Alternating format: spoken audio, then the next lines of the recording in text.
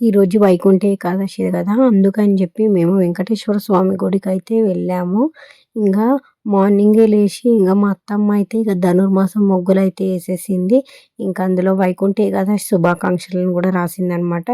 ఇంకా నేనైతే ఇల్లంతా శుభ్రం చేసేసుకొని ఇంకా దేవుడి దగ్గర ముగ్గేసేసి దేవుడి సామాన్లు తోమేసి ఇంకా దేవుడికైతే పూలన్నీ పెట్టి దీపం అయితే ముట్టించేసాను.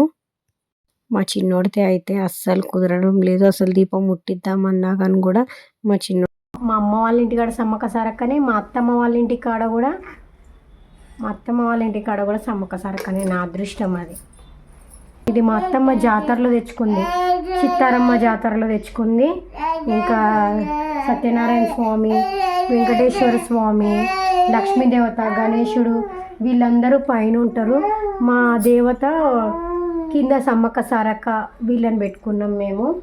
ఇంకా పైన దేవుడికి అయితే ముట్టించేసి ఇంకా కింద సమ్మక్క సారక్కకు కూడా దీపం అయితే ముట్టించేసిన అనమాట. మా చిన్నోడు అయితే అస్సలు దీపం ముట్టియలే, వాడు కూడా ముట్టిస్తా అంటుండు. దీపం ముట్టిస్తుంటే మా చిన్నోడు అరుస్తున్నాడు, వాడు కూడా ముట్టిస్తాడంట దీపం. చూడండి ఇగో, మీ పిల్లలు కూడా ఇట్లనే చేస్తారా? కంప్లీట్ అయిపోయింది. మా ఇంట్లో ముక్కోటి ఏకాదశి కదా, వెంకటేశ్వర స్వామి గుడికి అయితే పోవాలి. ఎందుకంటే ఈరోజు ఉత్తర ద్వారం నుంచి వెళ్తారు. అందుకని చెప్పి ఏ రోజు పూజ చేయకున్నా సరే ఈరోజు వెంకటేశ్వర స్వామికి చాలా ఇష్టమైన రోజు ఏకాదశి. ఇక ఇంట్లోనైతే నేనైతే పూజ కంప్లీట్ చేసుకున్నాను అనమాట. ఇంకా గుడికి అయితే స్టార్ట్ అయిపోయాము. కొబ్బరికాయ తీసుకొని అయితే ఇక మా అత్తమ్మ అయితే ఇక మా చిన్నోని తీసుకొని వెళ్తుందనమాట. ఆమెనేమో ట్యూషన్కి పోయింది. ఇంకా నేను, మా ఆయన, మా అత్తమ్మ, మా చిన్నోడు మేమే వచ్చేసినాం టెంపుల్కి అయితే. టెంపుల్లోకి వెళ్ళి దర్శనం అయితే చేసుకుందాం. వైకుంఠ ఏకాదశి ఉత్తర ద్వార దర్శనం. ఇదే దర్శనం. పొద్దునైతే చాలామంది ఉంటుండే, లేట్ అయిపోయింది. మేము నైట్ వచ్చినాము. ఇంకా ధ్వజస్తంభం ఇంకా మా ఆయన అయితే ఇంకా అక్కడనైతే ఇంకా అగరబత్తిని ముట్టించి కొబ్బరికాయ అయితే కొడుతుండనమాట.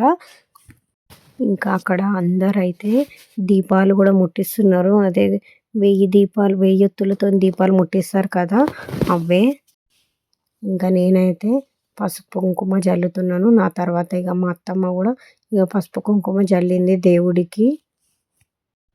ఇంకా పసుపు కుంకుమ జల్లేసి అయితే ఇంకా దేవుడు బొట్టు పెట్టుకొని మేమైతే గుడి లోపలికి అయితే వెళ్దామని చెప్పని అనుకున్నాము. ఉత్తర ద్వార దర్శనం టికెట్ అయితే 100 రూపీస్ అన్నమాట. టికెట్ తీసుకొని లోపలికి ఎంట్రీ ఇవ్వాలి.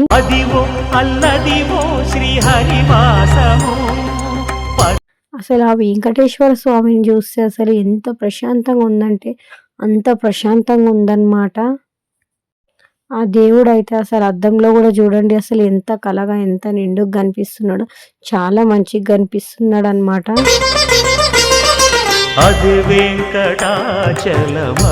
గోవిందా గోవిందా. వెంకటేశ్వర స్వామి దర్శనం అయితే అసలు చాలా బాగా జరిగింది. ఉత్తర ద్వార దర్శనము సూపర్ అయింది. అసలు ప్రశాంతంగా ఒక 2 నిమిషాలు కూర్చున్నాం. చిన్నమేమో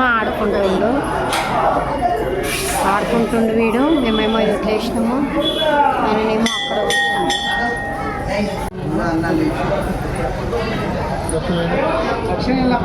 రావి చెట్టు దగ్గర కూడా దీపాలు అయితే ముట్టించారు. ఇంకా అక్కడ బయట వినాయకుడు కూడా ఉన్నాడు.